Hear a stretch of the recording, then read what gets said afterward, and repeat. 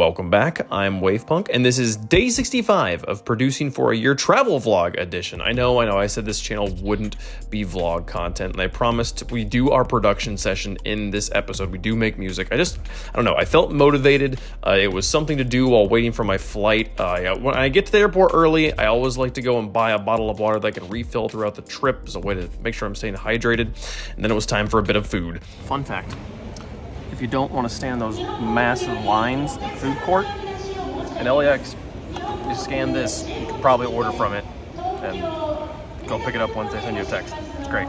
I might have overhyped this mobile order system, given that they totally gave me someone else's order, but I didn't feel like going through the process of getting it rectified. I mean, Panda Express is Panda Express, it's all kind of the same. I just ate it. Airports are like such a complex blend of emotions for me. On one hand, you have just an impossibly complex, intricate system of little ecosystems that all work to get millions of people where they need to go with the things they want in a timely fashion, generally pretty accurately, only to have these systems and these best laid plans completely thrown off by the peak inefficiency that is humankind. Such chaos. I sort of love airports. I also despise airports. They stress me out so much just because so many people are so bad at moving.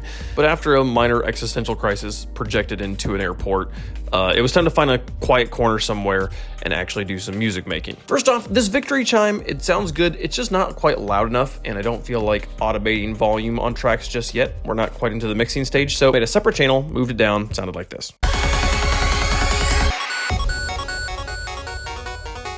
Moving on, the drums I had fading in at the end of the track, I like that idea, but I think a filter would probably be a better effect than a volume increase, so we automate that. Sounded like this.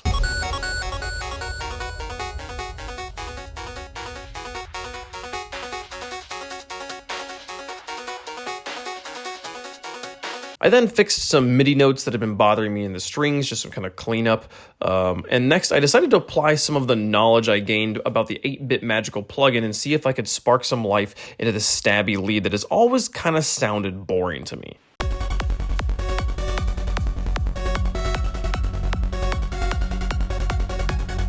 It just kind of sits there. I want it to sound better. I want it to be more interesting, especially for the lead sound that you get like the very, very beginning of like the most energetic part of the track. So I decided to do some pitch envelope information here. 0 for pitch means tonic, so 12 is an octave up, and each listed number changes the pitch for 1 frame. The last number is what will be sustained, so by putting this information in and then putting it in brackets, I can make the plugin loop these notes, creating a classic retro game sound.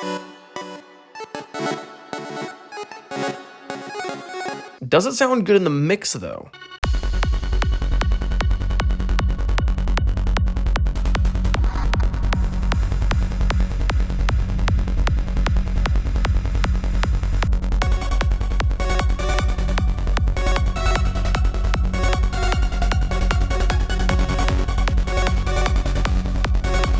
Honestly, I think that works. It's definitely more interesting, although the melody is a little bit harder to pick out. I don't know, it's something we'll keep messing with. I then got distracted by this massive jet landing. It's always eerie to me to see people getting off of a flight having just experienced and finished the ordeal I'm about to begin. It's like even eerier on the other side where I'm the one getting off and they're getting on. You see like the army of people sitting there bracing themselves for the journey that you're now able to relax from. Surprisingly though, this amount of music did take me about 15 minutes to do, and my flight was boarding in about 20 minutes, so I figured it was probably time for me to go find my gate.